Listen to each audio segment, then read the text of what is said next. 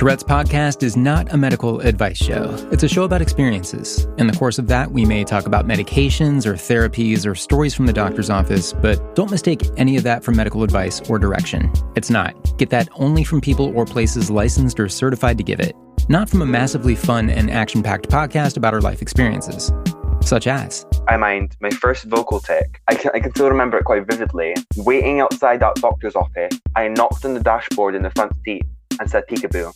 I was like, Mom, I think we're going to have to tell the doctor about this. This isn't right either.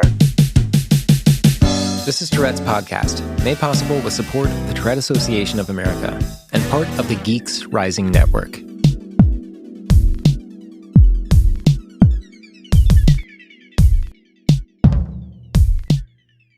Hey everybody, it's Ben. Hope you've had a good week. And hello to some of the recent new members of the Tourette's podcast discussion group. Joining hundreds more are Zachariah, Touchy Subject Radio, Laura, Kyle, Andrea, Calvin, Jackson, Conrad, and many more.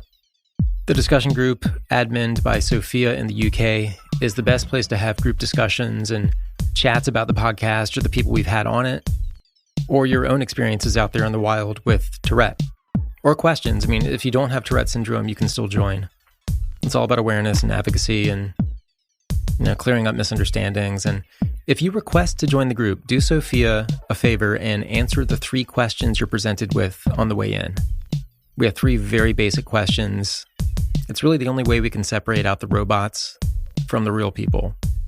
So please answer those very basic questions on the way in, and you're there. I've done some outside interviews lately, meaning it's someone else interviewing me. And one of them I think is supposed to be up today, being Friday, November 13th, Friday the 13th, on YouTube with a fellow podcaster who's just now opening up about his Tourette syndrome. So just kind of talking about it from that angle of living with something your whole life, but being kind of new to being open about it. His podcast is called the Tots Podcast with Ben Gardner. I'll try to have a link up in the show notes with this episode as soon as I see it up. My cat is chewing on my finger. Anyway, there's a few others lately that I think are still in the works, but it's been fun doing that, doing these interviews in that role reversal kind of way, in terms of who has to answer the questions. So I talk about some different things in a few different ways, maybe than I normally do here. Keep your eyes peeled at tourettespodcast.com in the future, and I'll post those interviews as they come out.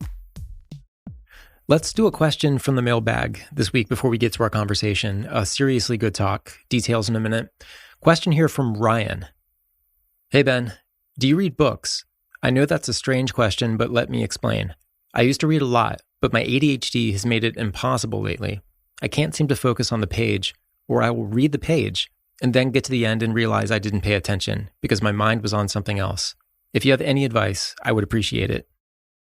And yeah, that's from Ryan. So I used to read nonstop. Like there were a few years where I would read, roughly a book a week.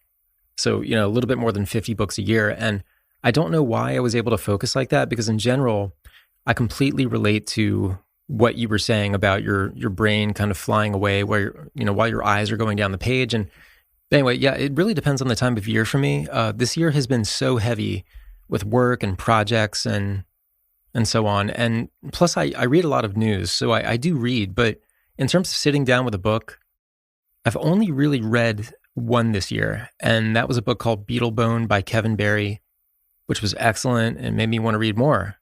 Like it got me motivated to read more books, but I didn't because, my ADHD introduces me to new projects and ideas and pursuits all the time. You can picture it like a tree growing rapidly and growing out these new branches every 2 seconds. And this is not the only tree analogy you're going to hear on this episode, by the way. But another really frustrating thing is that, and this sounds small, like something I could do something about quite easily, but also in times when I've sat down with a magazine and I'm getting into an article, my smartphone, which I'm still getting rid of, by the way, my smartphone seems to know what I'm doing. Like, oh no, he's out. He's gone back to analog, and my phone starts blowing up with notifications. This is something Adam Curry talked about with us on the first episode of the season. But I swear, I've turned my notifications off, and I'll still get these apps that manage to cut through and notify me of something. And I can turn the sound off, but my brain still knows there's something there. It's almost like this telepathy now, where I know there's something there waiting for me in my phone, multiple notifications, and maybe it's something I'm interested in, so I better check. And I just can't peel my brain away off of the world enough to focus on the book in front of me or whatever it is. What I have done in the interim is I've deleted all my social media from my phone except for Instagram, which is the worst offender of all for me, but I use it so much. Anyway, I have lots of reasons that may not be excuses, but I'm with you on the focus issues when it comes to reading anything lengthy. Not as a rule, but definitely this year. I want to get back to that stride of reading like 50 books a year, which I used to do. Anyway, everyone, if you have suggestions on how to tame your ADHD enough to get through something like focused reading, any ritualistic things you do to set the stage, how do you isolate yourself for something like that? Head to the Tourette's Podcast discussion group and you can talk about it, or DM me or email me at tourettespodcast@gmail.com. I want to go ahead and get to the conversation this week. We go full on human being in this episode. I think continuing this pressure-free direction of feeling okay, opening wide and getting vulnerable and talking about things we might not share on first instinct, but we have a new way of framing it, like a tunnel into it being okay. And Danny Jack, who we talk with today, I think is going to be one of the most memorable guests. And not only because their story is different. Danny, a 16-year-old from Scotland who's practicing hairdressing and similar creative pursuits, is typically a major extrovert. But the pandemic era demands on staying indoors and being distant from people, and how this affects access to working, especially in a hands-on kind of activity like doing hair. All of this has really changed the dynamics of Danny's life, and that's where Tourette has really reached up and decided to change things even further. There's so much wisdom in this episode that, not to be cheesy, but it feels like a hot cup of coffee right when you need it. It's really great. There's a lot here, and it feels good even though we talk about some pretty challenging things. It's the tone that really pulls us through. Danny DM'd me a while back, and I had to set up a recording. Danny's profile picture was really intriguing. It was a face covered in really dramatic makeup, like clown makeup, but in a really elegant way. And there's a story about that here too. Here's me and Danny, and somebody else you're going to meet along the way too, named Trixie.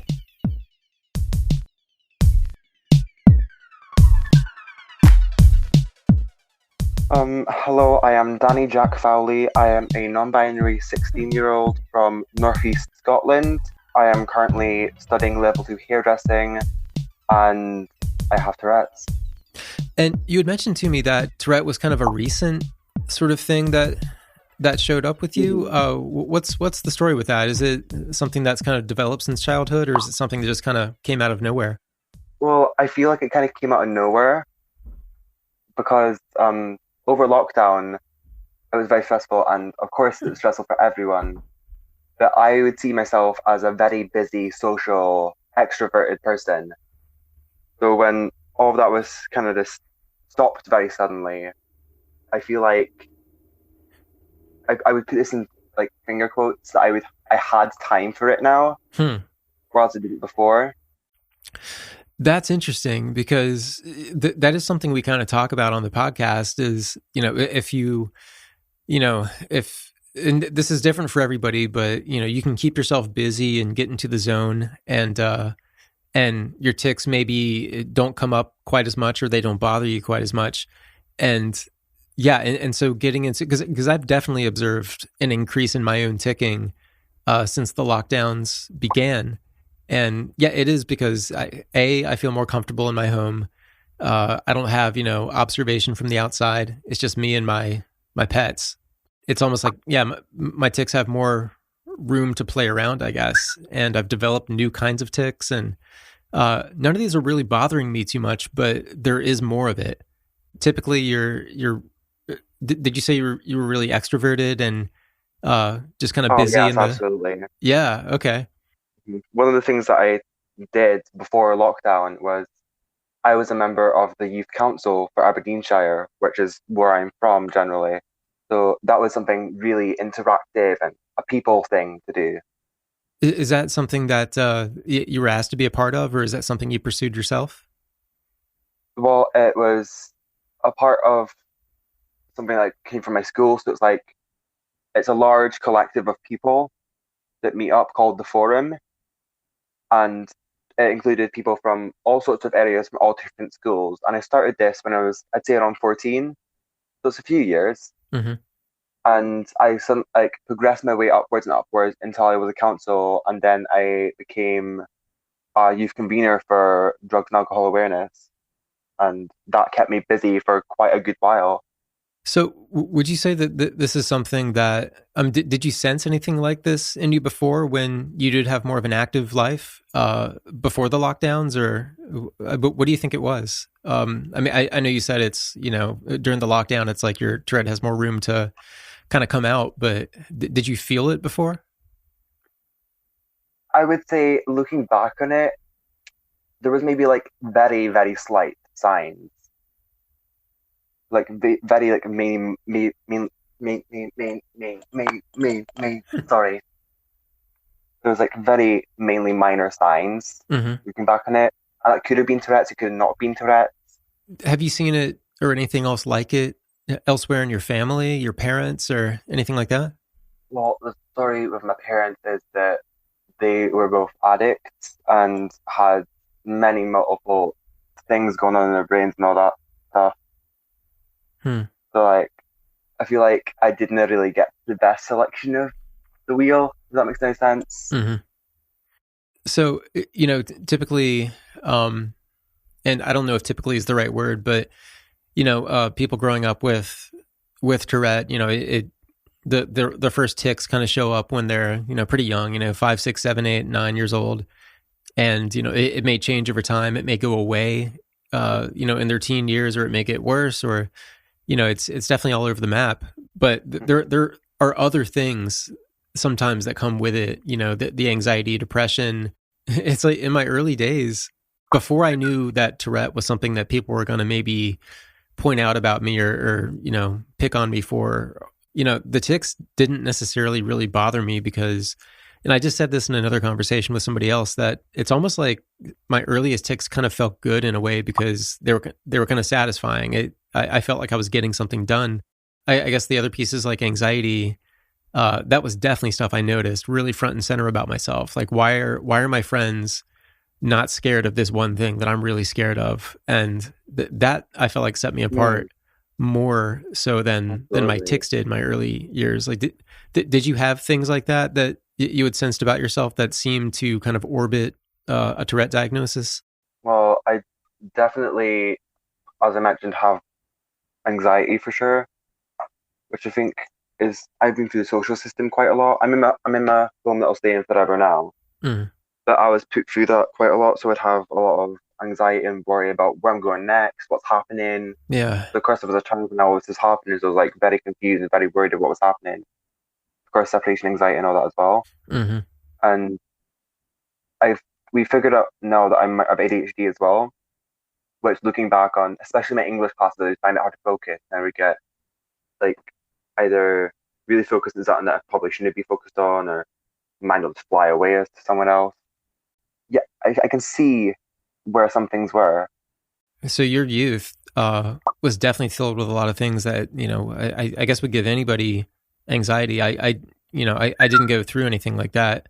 I had anxiety just about walking into a classroom, and, that's a pretty far removed thing from, it can be trauma to not know where you're going next and have that be a real world scenario versus something that is maybe more unfounded in your brain. Because, I would worry about little small things, but, that's a legitimate thing to worry about. How did you deal with that? Did you just kind of let it happen, or how were you able to kind of... I don't think I really did deal with it, to be fair.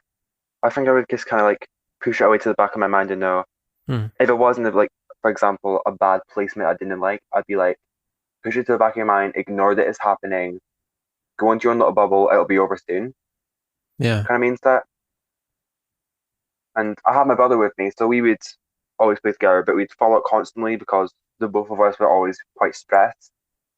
Yeah. We were nightmare children, as you would expect from the care system. That can be quite a true, what's it called, stereotype. Was your brother older or younger? He is a year younger than me. He turned 15 on the 3rd of November. So did you also have that role of kind of protecting him and sort of being the hero there for him as you guys were going through that? 100%. Yeah. 100%. Because although we argued a lot, we were literally inseparable. I would like make sure he was okay when he came to school with me, like primary school. I was always with him, making sure he was okay, not getting into trouble.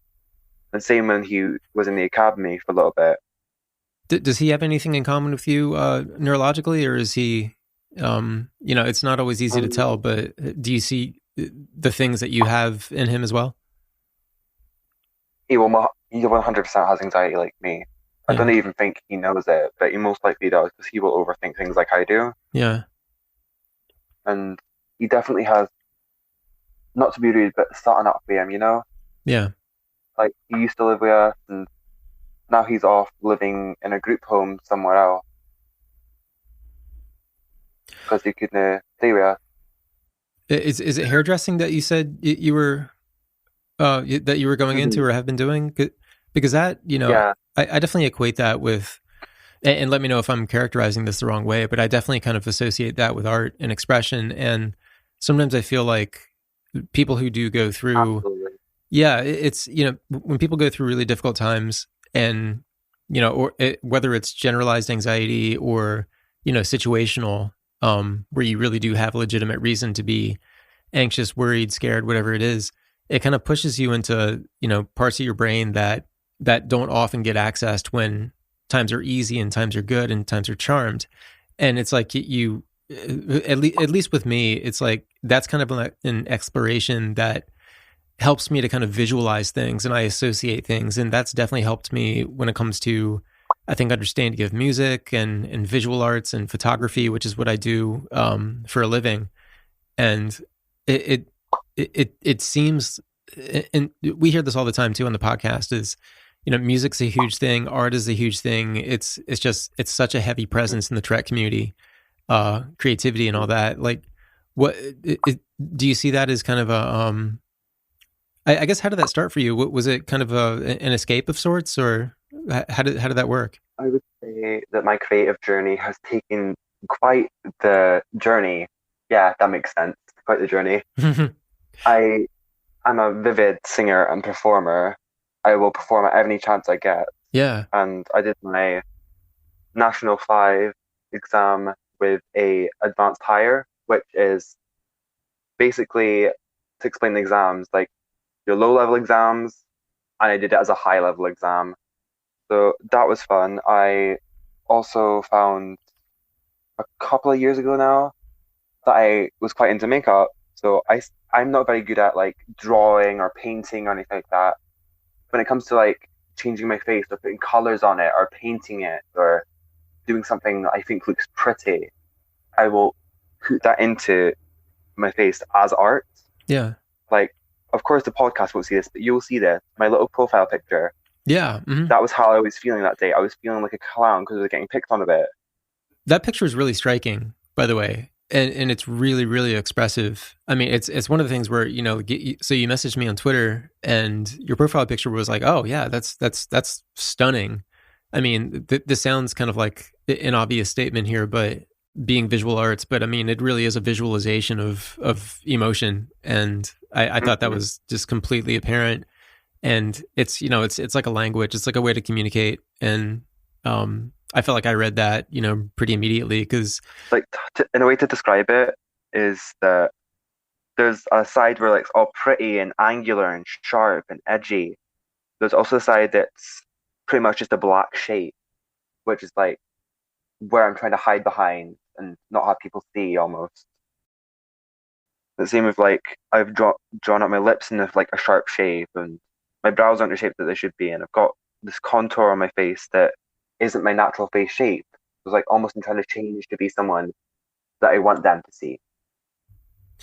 That's interesting because I don't know a whole lot about makeup, but I do and I don't. I think kind of like from a photography perspective of, putting different lighting on people's faces and just how that changes the whole mood. You can have the really high key kind of like bridal photo, kind of heavenly look where everything's really bright and lit up. Then you can have like the one really harsh light that's just going to illuminating the side of the face and the other half is really shadowy. You can really change how somebody looks. or at least like what's being conveyed is completely different from, it kind of takes you to it. I mean, does it make you feel different when you apply it and you look at yourself and you visually look different? Yeah, I see it as not like I feel like I look like myself, but in a way I do. Like I'll do like clown makeup and like reds and blues because I feel like a living Harley Quinn. Yeah, yeah, yeah. Like That kind of crazy and unpredictable, and you don't know what's going to come out of her next. yeah, that's kind of what I mean. It's like, you feel a certain way that makes you want to do that, to sort of change your appearance. And then once you've changed your appearance, then you feel that leads you to a new way of feeling after that, where it's either more in command or you were able to kind of outsmart the feeling of anxiety that you had before, because you did something physical to yourself that gave you kind of a mental transformation at the same time. It's a really interesting thing to think about. Absolutely, it really is. And I am. Should I continue this and going on to like? Should I glide this into hair and how hair is also part of Absolutely, this? yeah. I want to know. Of course, I started this with the makeup, but I thought I was in my second year when I started doing the makeup, like coming up to the end of it, and the choice forms came out for going to either college or doing an extra class. And I saw that there was a makeup and beauty course for college, but I couldn't do that until the year after. So instead of doing that course, I went to do the course that I could do, which happened to be hair. And I wasn't the best. I will admit this openly and honestly. I wouldn't pay attention as much because I didn't find it as interesting. But as the course went on, I did get better, and I did find that I really, really loved doing it. And after a while of that, I found out that things like different genders, I'm going to segue this completely, different genders kind of exists. And I was like, maybe I should have a look at this because I feel like sometimes I'm not me, Yeah. So I have now figured out I'm non-binary, which thank God, because that was a stressful ride. And I now not only will transform blockheads and other people, but I will transform wigs for myself as well, as another way of changing my identity almost and changing how I'm feeling. And there we go back into the same concept of the art. That's so, yeah. I mean, that's so powerful. And I've heard other people kind of describe it that way as well, of just kind of the revelation of it. There's the involuntary aspect, of TS and obviously anxiety. It's difficult to turn it off, but we had a doctor on last season, and we were just kind of talking about the, everybody feels anxiety. There's the healthy anxiety. It's there for a reason, but when it kind of becomes a runaway, then we sort of need to balance it out. But we can also try to understand it from maybe a scientific point of view of, okay, so this anxiety is here. It's supposed to be here. It's doing something to me that it doesn't typically do to other people, and what can I do about it? I can understand what it is from a functional standpoint, and then I can maybe kind of negotiate with it and reassure myself that, okay, so this is not going to kill me. I'm just going through a panic attack right now. It's going to pass. This sucks right now. I'm feeling it. This is horrible, but it's gonna pass. And it's almost like just kind of having that narrative is a way of kind of getting on top of it and conquering it in a way. And I kind of see that kind of laterally from what you're talking about, where you found a way to, because before you had feelings that just didn't make sense, things didn't feel right, and then you find something like you found basically like to use a crude term, like a hack that makes you feel more like yourself and makes you feel more in charge, and that has to be amazing for confidence. And the identity is such a, it's like when you're young, it's almost like identity is kind of put on you, and then you kind of grow into yourself and you discover who you are. But the confidence that you get when you do find something that really makes sense to you, even if the world at large doesn't seem to get it, that just seems completely irrelevant. It's you found a way to kind of conquer how you're feeling, And to do it through art and to do it through self-transformation is really powerful and really, really cool. And I mean, I really respect you for, I mean, so you're 16 now. How old were you when you were kind of figuring this out for yourself? I'd say it was around, I started when I started playing with makeup. I was like, well, I like this. I was like, this is for guys. We kind of get into the mindset of, wait, what actually is for guys and what's for girls? Yeah. So it's like kind of like a little bit of both and all things that like, just all things pretty much. I started looking into it and I was like, well, maybe I'm not just this. Maybe it's something more. Yeah. So I'd say last year for sure was a big year for me because I was leaving school, had exam stress, and then this whole situation with COVID popped up, and I had a lot of time to reflect as well. So I came up to my parents over the lockdown, and yeah, I think that's it. Well, how did were your parents understanding, or were they sort of part of this narrative before you came out, or how did they handle it? They were absolutely amazing about it. And one thing I will add is that my mum, once I came out, like a few days later, said to me, you know, I can get where this is coming from.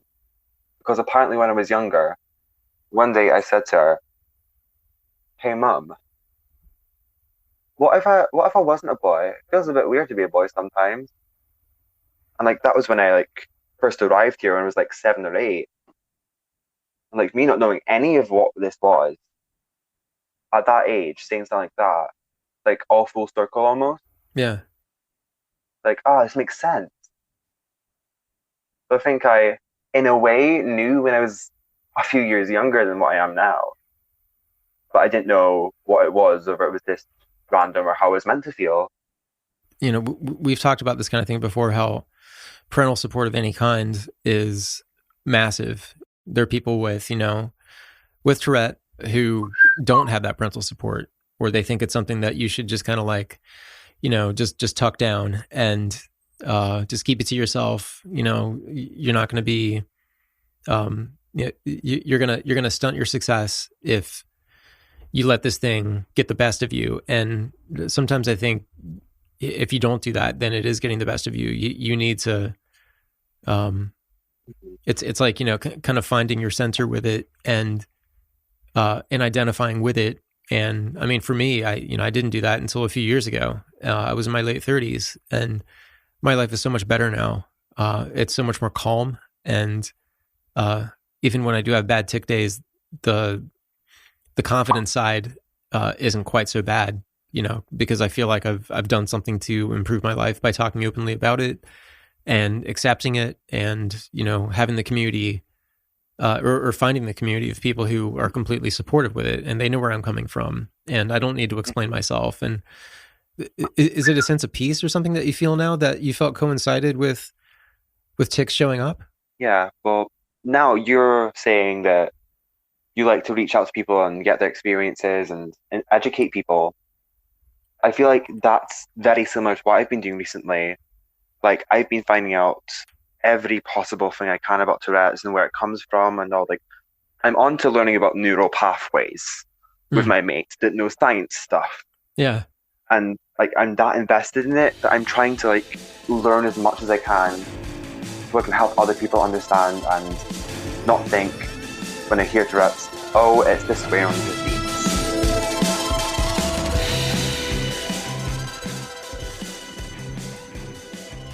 The Tourette Association of America is the premier nonprofit working to raise awareness, advance research, and provide ongoing support to those with Tourette syndrome or tic disorder. With a network of over 130 chapters, support groups, and centers of excellence, the TAA engages with communities across the nation in an effort to provide tools, webinars, workshops, and support for all seeking assistance. As a primary sponsor of Tourette's podcast, the TAA supports the authentic conversations showcasing the diverse representation of the TS community.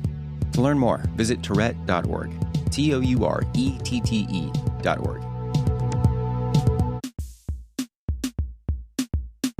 I mean, have you had occasions yet to, I know it's kind of a different world right now with the lockdowns, but have there been many occasions for you to explain this to other people?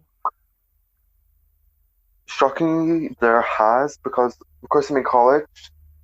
Like, I do meet a lot of people, and I've like had the whole like Tourette's is not just this one thing that everyone thinks it is conversation a million times. And Yeah. I've also had my social worker who I'm going to be seeing tomorrow. I'm going to my brother's tomorrow for the first time in a year. It's going to be the first time he's seen me with my Tourette's. Huh.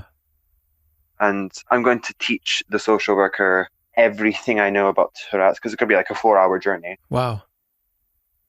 So that'll be fun. I say it's fun. I find this very interesting. Yeah. Not only because I have it, but because I can see other people understanding it when I explain it to them, which is rare because I'm really bad at explaining things.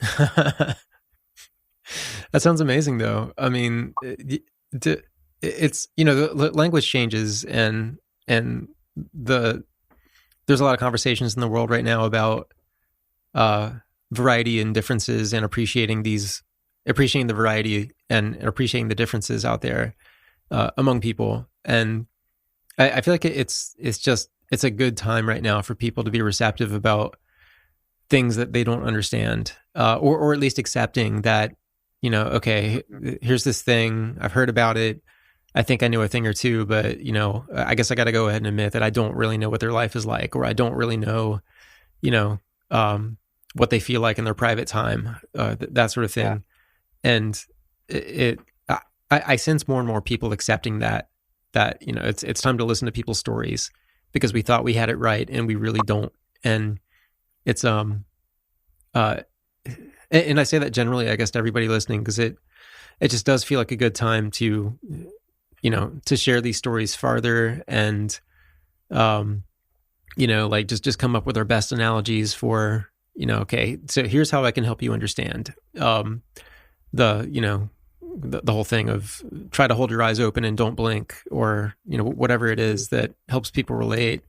I mean, have you come across any sort of quick and clever ways of getting people to understand, or is it more about the long story of it? I have come across a quick way of describing how my Tourette's can feel. Would you like to hear it? I would love to hear it. It's like not like one of those like physical things that like you hold your eyes open and not blink, or don't breathe, or something like that. It's like almost, I say, picture a tattoo of a tree from the bottom of your back and go into branches on your limbs. Imagine that tree has energy that goes from the root of it at your lower back, and it shoots up through your back out into a specific place to do a specific thing and go into a specific place like branches would. And that's how I explain where my tics come from, because the way I feel them coming is from my lower back. That's why I feel them forming almost. I totally feel that. Yeah, that's most of my tics. That makes total sense. Most of my tics, I do feel like that. It's almost like it just kind of glows at a part in your back, and whether it's I like that. Yeah, glows. it's like whether it's the tick that, you know, causes me to kind of like whip my wrist out. It does feel like it's like, and I feel like I visualized it that way before without even realizing it. Where it's like I'll do this thing where I kind of like whip out my arm, and kind of like whip my fingers, I guess. And it's almost like the visualization is like casting off some sort of like, you know, like bolt of light or some kind of orb or something like that kind of like ejects from my body. And my that's 100% how I'd explain it. Yeah, it's like my neck jerking tics, same kind of thing. My vocal tics feel more like a back of the throat type thing. It's almost like there are these different kingdoms around your body that kind of give the orders, and that's where the showdown is. And yeah, I really love that analogy. I'm going to have to put this in the discussion group, because I have a feeling a lot of people are going to relate to it. Well, do you remember what your first tics were like, and I guess what your, you know, when it actually came to the front of your mind? I can give you a quick little talk through of my tic timeline, because of course it's still pretty fresh for me, because I can still remember it. Yeah, please. So around the start of lockdown, I started getting these like little eye blinks, and like I'd raise my eyebrows sometimes. And that then evolved into my neck sometimes jerking. It's like, wait, what's this? This is weird. So I didn't mention that at first. I thought it was nothing. And then after a little while, I was like, hey, Mum, this is going on. And she could see it. And she was like, yeah, I noticed that. He was like, what is that? I was like, I don't know. Feels odd. Don't know if I like it or not. She was like, okay. And she then told me a little story about how she used to get nervous tics when she was younger. She was like, maybe that's what it is because of lockdown being so sudden. I was like, yeah, maybe that is it. But then it started getting more and more until I had my first tic attack with only my neck, in which I literally felt like I was going to explode and snap my neck off. And that's when we started to get concerned. Yeah. And I had a few of those, and then when the tic attacks had calmed down, I had made a cake and I went out to deliver it to my friends. And of course, you can see where this problem is because it was the first time I'd seen my friends for a few months. And I had my first arm tics in a tic attack. Oh, God. When I was seeing them. So of course I was very confused what was going on. It was my first tic attack without my parents there, out of my house, somewhere I wasn't used to for a while, out and open as well. It was very scary. Yeah. And I was like, Mum, we need to get the doctor. This isn't right. This isn't just nervous tics. And I had done some Googling and I thought it was preliminary tic disorder is what I thought it was because I didn't have any vocal tics at the time. Right. And then we finally got a doctor's appointment and I had tics in my head, in my neck, in my arms and my face. And I think I'd had a couple leg tics that I noticed that I kind of properly mined. Yeah. And I mined my first vocal tic. I can still remember it quite vividly. Waiting outside that doctor's office, I knocked on the dashboard in the front seat and said peekaboo. I was like, Mom, I think we're going to have to tell the doctor about this. This isn't right either. Right. And she was like, maybe it's because you're nervous? It's like, I hope so. And when we got in, we were halfway through the conversation and I told the doctor she was talking nonsense. And that was not something I was wanting to tell the doctor because I knew she was being correct. Right. Yeah. And that was my first vocal tic. And it's just kind of gotten stronger since then. It's kind of at a level that it's kind of steady now. I'm going through like, for the past half week, I'd say it's been really good to me though. Well, I mean, were there any suggestions that you medicate it or do anything specific to try to, I mean, it's, you know, it's always for you to decide, but what was the advice? Well, the advice was we have this thing in the UK called CAMS, which is like help for mentality and all that. Yeah. Like we thought, definitely have anxiety. We might try focus on that to see if that helps for a little bit. But we've decided first, I had an appointment on the 8th of last month, so almost a month ago.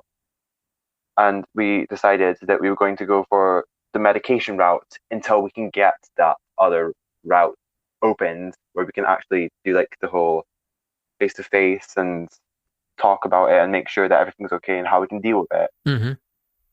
So hopefully they get back to me soon. I can get the medication because I'm not gonna lie, doing hairdressing with Tourette's can be pretty tricky some days. Well, that's one of my questions is because I've talked to a couple other people who do hair and have TS, and we haven't really had the deep conversation yet about how they do it. But you know, but there are other people with professions too where it seems like it would be, you know, difficult. Like you know, even from playing music to there's one Touretter I talked with who's a magician and he does sleight of hand card tricks, and I'm like, how do you know, do you not have hand tics, or you know, how does this work? And has it hinted at affecting you in that way? Well, I'd say it depends on like so many external factors and how many days I go. Sure. Like I can't have too much. I can't have caffeine at all. I would say can't have too much caffeine. I can't have too much sugar either.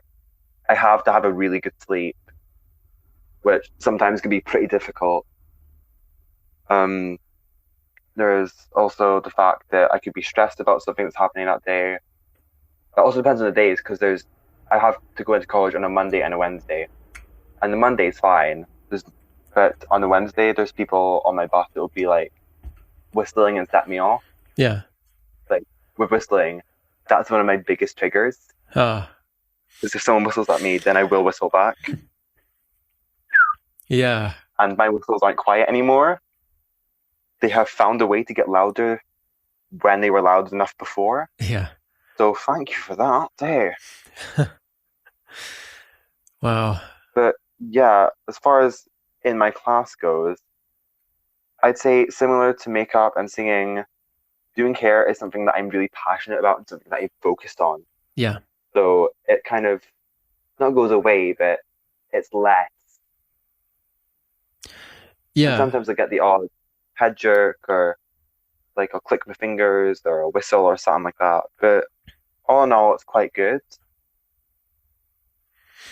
Yeah, and I'm not saying this from any science standpoint because I don't know. This is just the best that, I can describe it for myself. But when I do, there were times where I would tick when I was playing music that would kind of interfere in certain ways. But for the most part, if I'm doing something, drawing or photography too, it can be, there have been ticks that just cause me to like just press the shutter button and I'm just taking pictures, without really meaning to. But for the most part, when there's something that really interests me and I'm in an environment, the subject is something I'm really passionate about. I do a lot of street photography, so I like to kind of be out and about with my camera and just kind of focus on the world and almost like just take focus completely off myself and just try to live in what I'm trying to photograph. I can't eat her. And it's like, sorry. Oh, no. You never have to apologize. My parents decided to play a game of that card game that's like not very good for this. Cards Against Humanity. Oh, Cards Against Humanity. Yeah. I used to play it at the bar. Not a great idea for me. Sorry, continue. I interrupted you there. No, not at all. But it's just when I find something that I really am passionate about and it's something I can just completely absorb and immerse myself in, then the ticks are. It's like ticking to me. There's like, even though it can be bad, there's a sense of satisfaction to it when you actually get it right and you do it. And I almost feel the same kind of, maybe it isn't the same, but it feels the same kind of satisfaction when I am expressing myself and I'm in the zone and I'm in the moment and I'm not focused on myself. The self-consciousness is gone. And there's just something about that. And I hear other people with Tourette say this too, that there's just something about it when they're in their element and they feel like they're in charge and they're producing something they're proud of. The ticks are just not really knocking on them quite as much. Definitely. Like for me, there is aspects of things that I'll have to be like, of course, really aware of my tics when I'm doing like cutting hair or doing precision dyeing, where I will have to be like on edge pretty much the whole time to make sure that I didn't mess up. Yeah. But at the same time, I am still focused on what I'm doing. I'm still trying to do it to the best of my abilities. So although I'm focused on not messing up and not ticking to make it go out of place, it is still there. Yeah. So I didn't have to focus way too hard that I do it right. Yeah. I definitely, I feel that. I mean, is this something so I imagine you want to do this professionally in some sense. Is it in kind of like the salon type setting, or do you want to do it for a different kind of industry, or have you thought about that much? The way I'm looking at it right now is I am on level 2. I'm going to do level 3, and then I'm going to do a 6-month makeup course and see how I get on from there. Because I definitely want to do this industry of like hair and makeup, but I would definitely not want to just work in a salon. Right. I want to be somewhere where I can show off my work and be, this is how I'm feeling today. This is my creative outlets. and have my work seen by people, not just on the streets of people who come for asking for things, but a way that I can professionally show myself and show my skill. Yeah. Despite the quote unquote disability that I have. This community really benefits from itself, I feel like. Absolutely. The more I connect with it, the more people I talk to, the more talent I find in a way that feels really exceptional. And I don't mean exceptional in that kind of hokey, you're special kind of way. I mean it in, there are so many people within the Tourette community who are very quickly, and I'll use this word too, inspired by people within the Tourette community who have skills that are very similar, and are something they want to develop toward. And I could see you completely having a following within the Tourette community and obviously beyond, because, that's the way talent and expression work. But it's so important to kind of highlight this stuff within the community, I think, however and whenever we can, because I've found so many people who really personally inspire me and make me want to get back to work. And even if I'm not feeling it that day, photography is a mental health thing for me. It's what I do professionally, but it is something very important to my mental health. And but there are some days where I'm just, I'm doing the same thing again and again. I feel like I need to do something new, or I need to just kind of tweak my mindset a little bit, so I find something new and exciting to kind of pull me out and get me out there taking photographs in a way that I feel proud again. And sometimes that's what she said.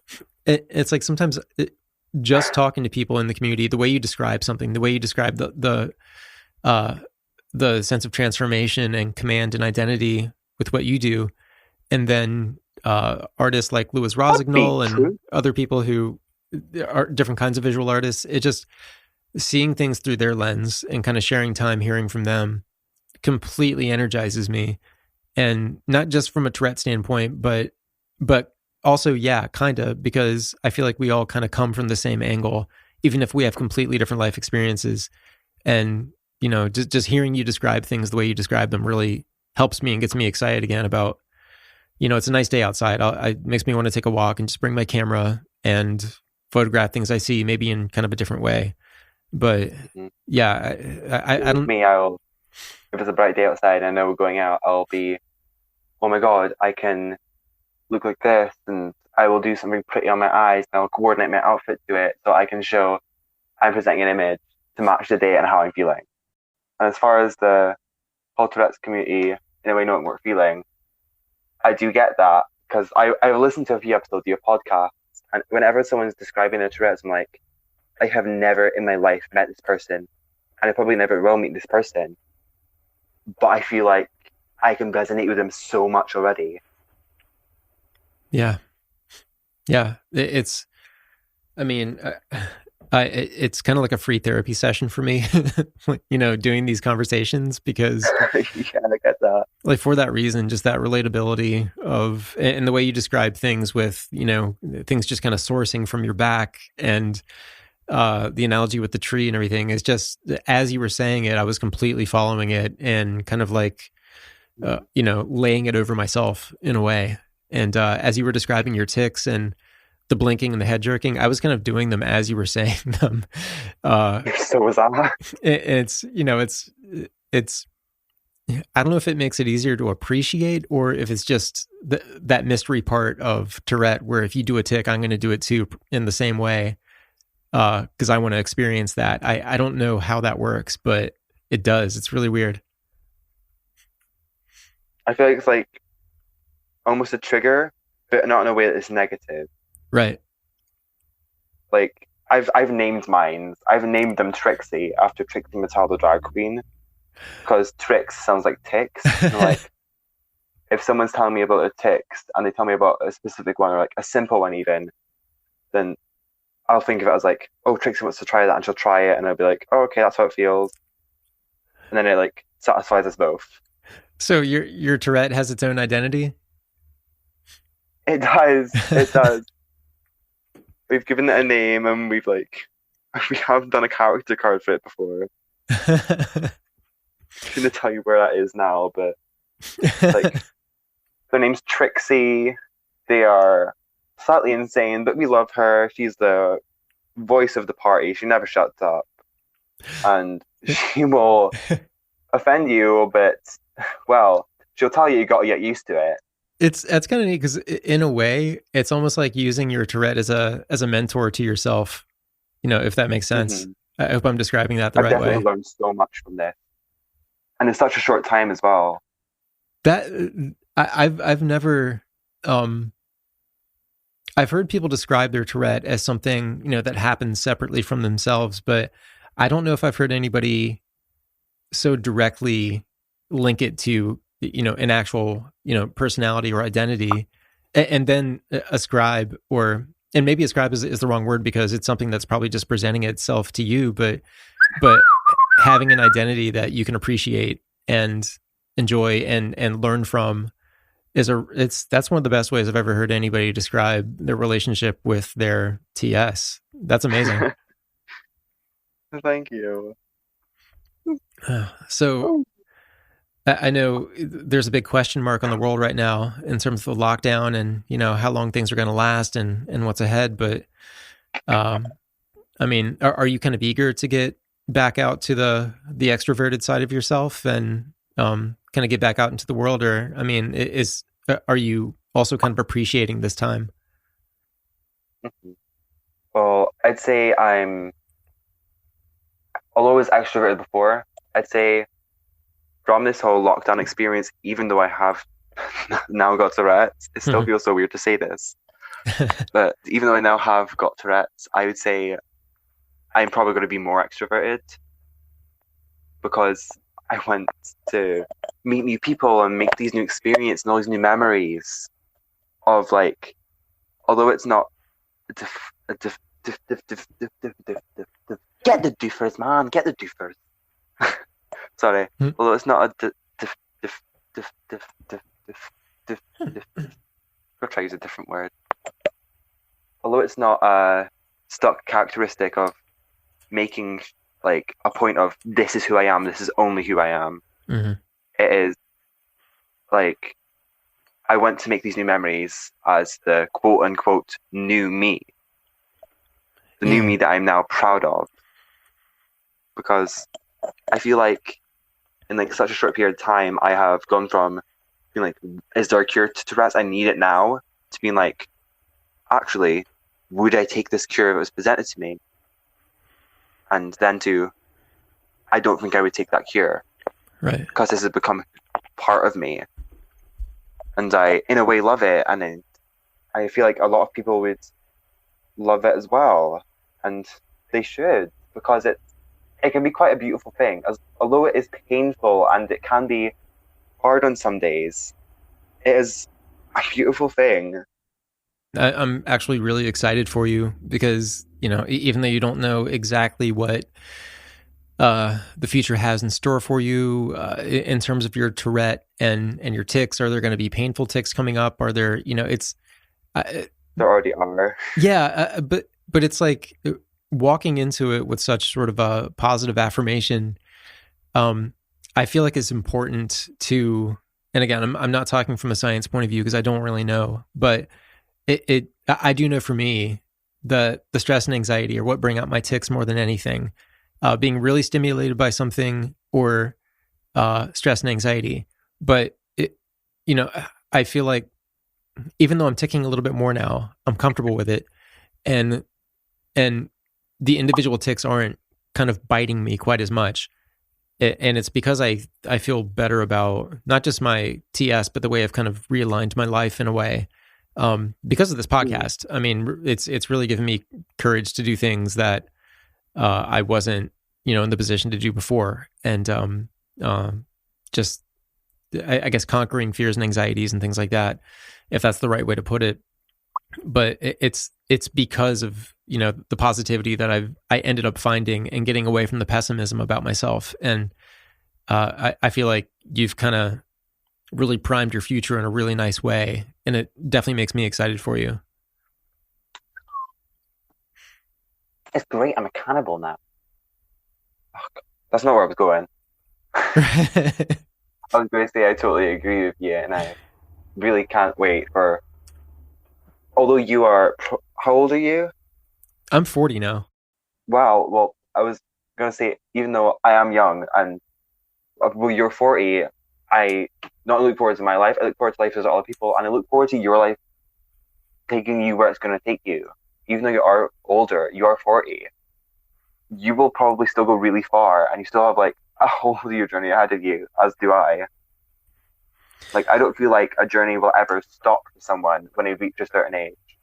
Like, maybe I will get to where I want to be and be like, oh, doing hair and makeup on celebrities and getting my work seen by the world as, wow, I know this person. This is Danny Jack. This is the person that has Tourette's but doesn't like to define them and shows their art form. I feel like maybe that will be me one day, and I will move on to something completely different maybe. Like, I have these skill traits, but maybe it's time to move on from that to do something else, you know? It is a good reminder that, yeah, you can do new things no matter kind of how old you are. It's like, not to get corny, but a sequel to a movie is still a new movie. You know, it's still its own thing, and it's gonna have its own storyline, and it's gonna have its own characters, and you know, you can probably watch it as a standalone thing, and that's, you know, that's a new episode in your life that has its own, you know, it's connected to something, but it's not necessarily completely dependent on what came before it. It is in practical ways, but in other ways it's not, when it comes to you really determining what you want to do with it in that moment. You know, I want to ask, because it's crazy. We've been going for about an hour already, and Really? Yeah, and I didn't want to let this go without, I guess, or anything you want to say to people listening who maybe haven't quite gotten to the point where, because you, I think, are at kind of an envious point. Some people have a lot of anxiety about their future, and, you know, what does this mean for me? You know, in terms of jobs, relationships, things like that. You can really psych yourself out hard. And I mean, do you have any advice for people who are maybe roughly your age? Because being a teenager can be, you know, it's difficult no matter what sometimes. But what are your thoughts for people who maybe are in a similar position to you but haven't quite accepted themselves in the way that you have? Well, here is my little mini speak for people that are my age, younger, older, wherever you are in life. This will not define you for your whole life. If it defines you now, it might not define you tomorrow. You have your whole life to figure out who you are or who you want to be. You're not confined to a timeline of when you have to do specific things. Your first kiss could be at 60, and you could get a job at the age of 16, like my age. There is no definite timeline for you. You may have this whole other world open to you that people don't understand, but that's okay, because one day they will. One day they will see you as the beautiful, gorgeous human beings who put themselves through a lot, and they will understand you and they will value that. As far as love lives go, I've not a clue where I'm going with mine, but I know that one day I will find someone who is gonna put up with all my crazy antics and will most likely encourage me as a person to do so. You are never going to be alone for all your life. You will find someone, and even if that someone's yourself, you're never alone. Think of me. If I'm alone forever, I'm not alone forever. I've got Trixie on my back.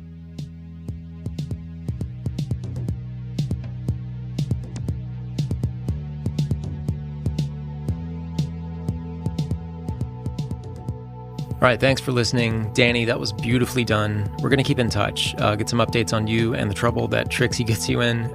Thanks so much for doing this episode. Really loved it. Would love to hear your thoughts.